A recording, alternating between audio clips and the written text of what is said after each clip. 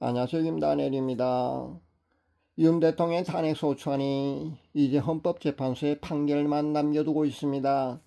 평리 후에 결과를 발표해야 하는데요. 그 결과 발표가 현재 늦어지고 있습니다. 이렇게 늦어진다는 것은요, 재판관 8명의 의견이 통일되지 않고 있다는 것을 반증해 주는 겁니다. 그래서 우리는 어떤 결과가 나올 것인가에 대한 그런 희망을 가져보아도 되지 않을까, 그런 생각을 해봅니다. 절차상의 문제가 여러가지 있는 그런 탄핵소추안이었습니다. 그리고 또 우리가 쉽게 상식선에서 보한다 할지라도요, 각하라는 결정이 나와야 되는 것이 맞습니다. 근데 재판관들의 정치적 성향에 따라서 결과가 나온 그런 이상한 세상에, 그런 이상한 나라에 우리가 현재 살고 있지 않습니까? 그러다 보니까요, 우리는 헌법재판소를 신뢰할 수가 없고요, 헌법재판소의 결과를 우리가 알 수 없다는 겁니다. 그동안 국회에서 그 탄핵소추안이 통과되는 것도 불법이었습니다. 그리고 공수처에서 윤 대통령이 불법으로 또 구금당했지 않습니까? 거기에다가 재판 과정에서 말입니다. 헌법재판소에서 재판 과정에서 여러가지 일방적이고도 그런 불리한 그런 재판 과정들을 우리는 많이 보아야만 했습니다. 여기서 정치적인 판단이 만약에 나오게 된다면요, 4대4 아니면 5대3 정도의 기각을 우리가 예상해 볼 수가 있을 줄 압니다. 그동안 그 헌법재판소 권한대행이 아마 전원일치 인용의 결과를 도출하려고요, 무진장애를 쓴 걸로 압니다. 근데 그것이 잘 되지 않은 걸로 압니다. 현재 아마 잘 되지 않고 있는 것 같습니다. 예전에, 그러니까 8년 전에 그 박근혜 전 대통령 탄핵 시처럼요, 그 얼마든지 진실이 어떻든 간에 말입니다, 그렇게 정치적으로 판결해 버릴 수도 있겠지만요, 지금의 상황은 그때와는 확연히 다르기 때문에요, 그들도 현재 고심하고 있는 줄로 압니다. 인용으로 만약에요, 대통령을 파면하는 결과를 그들이 내놓게 되면요, 좌파에서는 아마 두 손을 두고 환영을 할 겁니다. 그러나 다수 우파의 성난 민심을, 국민들의 민심을요, 감당하기 어려울 줄 압니다. 아마 인용으로 대통령을 파면한 결과를 헌법재판소에서 내게 된다면요, 4.19 혁명과 같은 그런 혁명이 이 땅에서 일어날 가능성도 있다고 저는 봅니다. 반대로 기각으로 만약에 대통령이 업무 복귀를 하게 된다면요, 이번에는 좌파 쪽에서 또 엄청나게 헌법재판소 재판관들을 향해서요, 욕을 할 것으로 압니다. 그렇게 될 겁니다. 그러니까 인용이든 기각이든 간에 말입니다, 그들은 사실 이 부담스러움에서 자유롭지 못한 그런 것이라고 보시면 됩니다.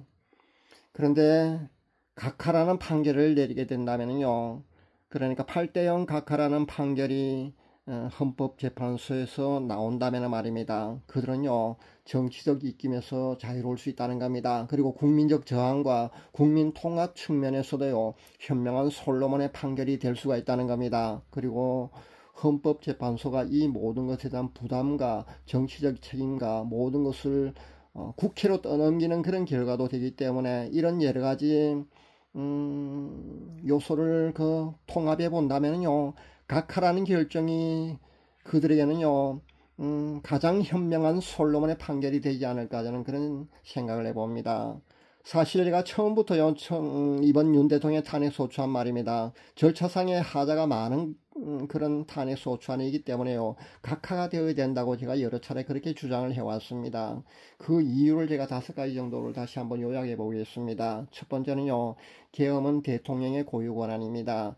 대통령의 고유 권한을 두고요, 헌법재판소가 판단을 한다는 건요, 어불성설입니다. 두 번째, 내란죄로 국회에서 탄핵소추안을 가결했지 않습니까? 그런데 그 탄핵소추안을 헌법재판소에 제출할 때는요, 슬그머니 내란죄 항목을 빼고 제출했다는 겁니다. 이것은요, 중국집에 가갖고요, 짜장면을 시켰는데 단무지만 나오고 짜장면이 나오지 않는 것과 똑같은 상황이거든요. 이럴 경우는 말입니다, 중대한 그런 문제가 있기 때문에 다시 국회에 재의결을 해야 합니다. 그런데 그렇게 하지 않았거든요. 이것은요, 아주 중대한 사항입니다. 중대한 그런 잘못을 저질렀다는 겁니다.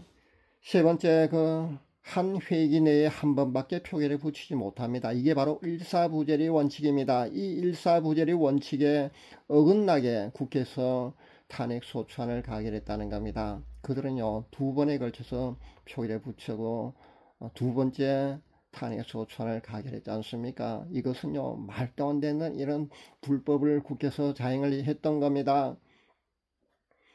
네 번째는요, 헌법재판소가 진행 중인 형사사건의 조서를요 그대로 가져다가 판결에 사용했다는 겁니다. 재판 과정에 사용했다는 겁니다. 이거는요 말도 안 되는 일입니다. 이런 것을 헌법재판소가 했다는 겁니다. 다섯 번째는요, 핵심 증거가 무엇입니까? 두 가지 아닙니까? 홍장원 메모하고 곽종원 증언 말입니다. 이 두 가지가요 여러 가지 일치하지 않는 점이라든가 조작된 정황이 국회 증언에서나 그동안 헌법재판소 재판 과정에서 나왔다는 겁니다. 그것이 증명되었거든요. 이 정도 많은 문제가 있기 때문에요. 각하가 상식선에 보아도 당연히 그런 각하라는 결정이 내려진 것이 당연하다는 겁니다. 각하라는 결정이 내려진 것 상식선에 또 맞고요. 당연한 결과라는 겁니다. 그런데 이런 상식선의 이야기조차요. 서로 평의를 해서 의견이 좁혀지지 않는 상황이 현재 상황입니다. 그러니까 이런 상황을 두고 우리는 금방 알 수 있을 겁니다. 재판관들의 선한 양심과 법리 해석보다는요 정치적 성향의 판결에 지대한 영향을 미치고 있다는 것을 우리는 쉽게 알 수 있을 줄 압니다. 현재 헌법재판소에서는요 이루고 있다는 겁니다. 성경에 보면은요 열왕기상 3장 16절에서 18절 말씀에 보면은요 솔로몬의 지혜로운 판결이 나오고 있습니다. 거기 보면은요 창기 두 여자가 한 아이를 두고요 서로 자기 아이라고 주장하는 것이 나옵니다. 이때 솔로몬이 아주 지혜로운 판결을 내리지 않습니까? 칼을 가져오게 해갖고요 저 아이를 둘로 나누어가 말이면 둘로 쪼개었어요.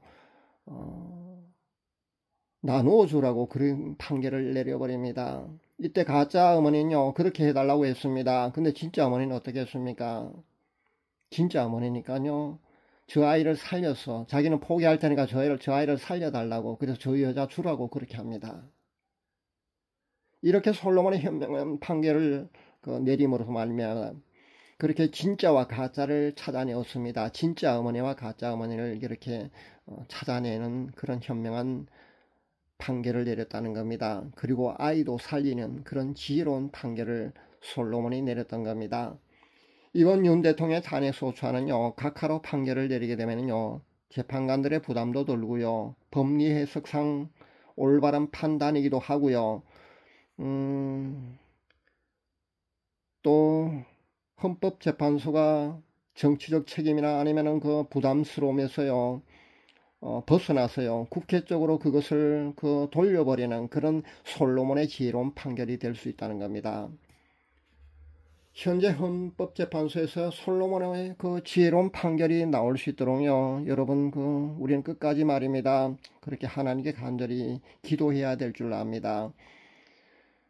솔로몬의 지혜로운 판결이 나와서 혼란스러운 이 전국이요 안정될 수 있도록 여러분 기도 많이 할 수 있기를 간절히 바랍니다. 감사합니다.